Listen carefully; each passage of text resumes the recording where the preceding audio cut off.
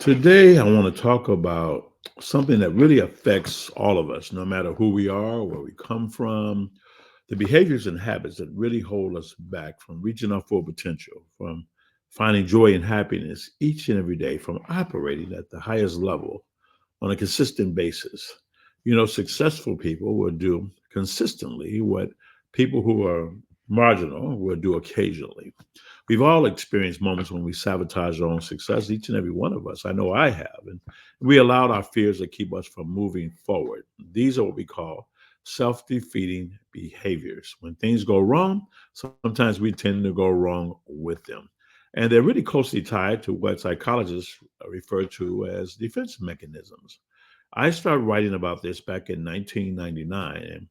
And what's exciting is that neuroscience is a study of the brain and the processes. And I've been a student of neuroscience for several decades now. It helps give me new insights on these behaviors and how they develop, and more importantly, how we can overcome them. I know in my personal life, this journey began for me as I went through my journey with alcoholism, and it was a journey. The self sabotaging of my life when my life was at a peak. I remember being on a stage in front of 9,000 people in Long Beach, California. Everyone was so excited. I got four standing ovations, and I got off that stage and went into a deep depression. I realized at that time that artificial highs have real valleys. So I had to learn to reframe, to reset, to save myself. So I began to study self-defeating behaviors. And, what are they? These are actions, thoughts, habits that undermine our own success and well-being, whether it be show up as procrastination, self-doubt, negative self-talk, and avoidance. These are all examples of self-defeating behaviors, self-defeating patterns. You know what you want to achieve, yet something inside of you finds yourself pulling up an invisible roadblock, so to speak. These patterns often stem from fears of failure, fears of rejection, or simply fear of change. Most of us live our lives in low grade upset, fear waiting to happen. Even if we act like we're not afraid of anything, they still exist. Fear of not being good enough. What happens? What will your life be like if you change? How does it shift the relationships? Who are you? And are you ready to discover that and become what I like to call a seeker? The question is, why do we do this? The answers lie deep within the mind, rooted in the psychological defense mechanisms we unconsciously use to protect ourselves. These defense mechanisms are there to protect us, but they also damage us. So, human defense mechanisms are like the brain's built in safety net.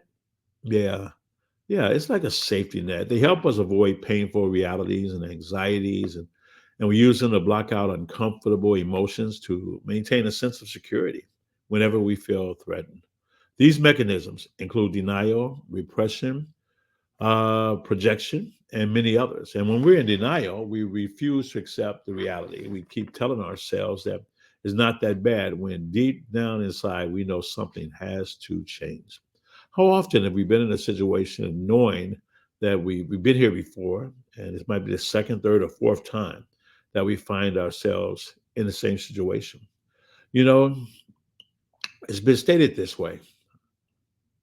I wake up in the morning and I walk down the street. There's a hole in the street. I fall in the hole. Man, I'm upset. Why didn't they cover the hole? Why is there a hole in the middle of the street? I complain about it. Nobody comes to get me out. Eventually, I have to crawl out. Chapter two, I walk down the same street. There's a hole in the street. I try to walk around the hole and I slip and stumble and I fall in again. Man, they haven't covered up this hole. This should be changed by now. It should be fixed. It's not my fault, but I get out a little faster because it is now my responsibility. Chapter three, I walk down the same street. There's a hole in the street. I try to jump over the hole and fall short. Here I am again. I developed a habit. Something has to change.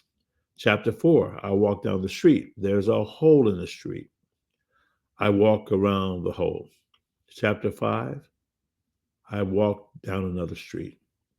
When we're in denial, we refuse to accept reality. We're telling ourselves it's not that bad. We know it has to change. However, when we begin to understand how these defense mechanisms really how they really work, then we start to see that they're not our enemies. In fact, they're signposts, they're signals, like a stoplight, you know, pointing us towards the area of growth and healing. Just like the yellow light means to slow down, get ready to stop. Green light means go. Red light means you got it. So the neuroscience of change, and when we turn to neuroscience, the science of the brain, neuroplasticity is one of the most empowering concepts we've learned in recent years. As many scholars have been studying neuroscience, and so many individuals have invested in their life and in their resources, it's their life's work to discover how we operate. Because when we engage in behavior repeatedly, whether it's positive habit or a defeating one, our brain forms a neural pathway that makes that behavior automatic. The thinker thinks and the approver approves. Well, what does approver approve? Whatever the thinker thinks. However, if we make a conscious effort to change those behaviors, if we have an understanding of what's happening, our brain begins to prune away the old connection and build new ones. So, how can we overcome self defeating behaviors? Well, number one, through self awareness, to understand what is happening. You know, when something happens, we respond. This happens, we respond. This happens, we respond. If you look back on your life and look at the patterns of life, whenever you feel like there's rejection, how does that show up in your life? Okay, when you feel like patterns of there, you're not good enough, how does that show up? Or absence of love or absence of control, how do you show up? Self awareness, the first step to overcoming self defeating behaviors is awareness. We talk about the laws of attraction. I really believe that the law of awareness comes first because most of the time we want to attract something to us that we already have. Like the Wizard of Oz, the good witch said that everything you've ever needed, you've always had it inside. We have to recognize that when we engage in certain patterns, this is where an understanding of the defense mechanism comes in. For instance, if you ask yourself, am I procrastinating because I fear failure? Am I denying reality because it's too painful to face? Am I afraid that if I fall short? You see, we take situations and circumstances and we tend to make them identities. So the second thing you want to do is challenge your thoughts. Number two is challenge your thoughts. Now, number one is self-awareness, then challenge your thoughts. You know, reframe those thoughts, rewire your brain through action, to create new habits. Neuroscience shows all of us that it's not just the thinking differently, but acting differently that rewires the brain. For example, if I were to ask you to put yourself in a state or of depression or when there's a lack of power, are you breathing fully or a little shallow? Well, the answer is shallow. Are you sitting erect or are you kind of slumped over? Yeah, you're slumped over. So right now in your chair, let your arms drop, slump over, and let your power just go down to the floor. Let it go. Let it go. Now shift and sit up straight in your chair, straight shoulders back. Look at the ceiling and smile with big teeth. Just smile at the ceiling. And now, while you're smiling at the ceiling, try to act depressed. Try to put yourself back into that mode. You can't do it. You see, your physicality and acting different rewires the brain as well. It happens in the body. So we take small, actionable steps towards your goals, even if they feel uncomfortable at first. If you tend to avoid difficult conversations, if that's a habit, rewire your brain to challenge yourself to engage in one. You find most of the time it's not that bad. You feel unheard. Make yourself heard, but not in an angry way. Remember, when a person doesn't control that anger, it's like a city without walls. Just step into it.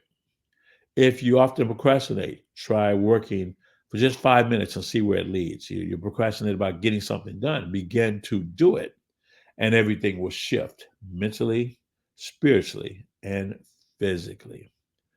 Over time, your brain will start to adjust and will form new powerful pathways or habits. Okay. So you rewire the brain through action. Embrace discomfort for growth.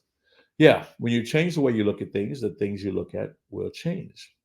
Yeah. Growth often comes through discomfort. When we're challenged with something and we move through it, then we're ready for another challenge. We build upon those challenges and you build upon your goals as well. When you challenge your defense mechanisms like denial or repression, It can feel uncomfortable and even painful at times, but remember, discomfort is a sign of growth.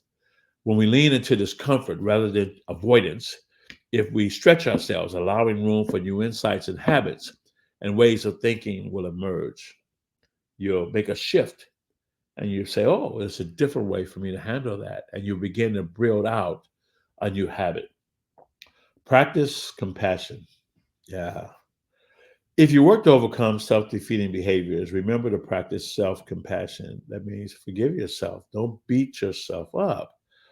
Something doesn't work, it's not an identity. It's just a situation. It's just an experience of life. You can grow through those. So practice compassion and self-compassion. It's easy to become frustrated. I always say that frustration is a self-imposed emotion. Never get frustrated. Always get fascinated. Ask yourself different questions. But it's easy to get frustrated when we fall back into old habits. And when you understand those habits, those triggers, then you can make a shift and you can make a turn and move away from the people, the places, the things that are anchored to that trigger. Just like you could hear a song and it could take you back to high school. Hear a song, it could take you back to a loved one's passing or a celebration, or maybe even your wedding. Yeah, or some part of experience of love and compassion. Yeah, yeah. Self-defeating behaviors are often coping strategies we developed over time. Be kind to yourself, love yourself, and recognize that change is a process. You are not a mistake. With patience and persistence, you can transform your thinking. The Bible says, first ye be transformed by renewing of your mind.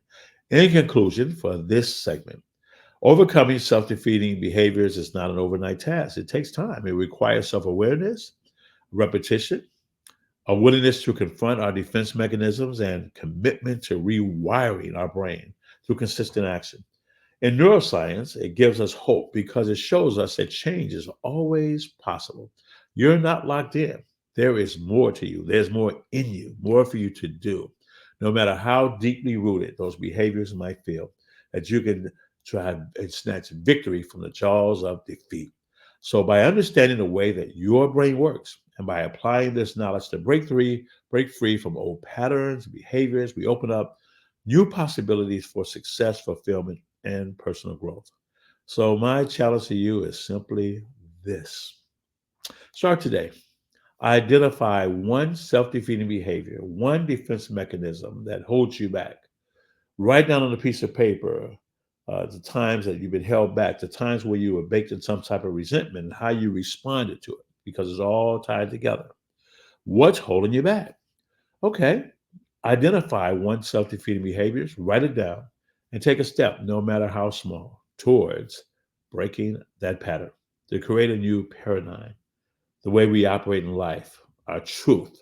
Our truth can expand. Our truth today doesn't have to be our truth tomorrow. Remember, once upon a time, they believed the earth was flat, and that was a truth. The power to change is already inside of you and each and every one of us. And with each step, you bring yourself closer and closer to becoming the best version of yourself. You can do it. I say, let's go. Let's get started overcoming these self defeating behaviors.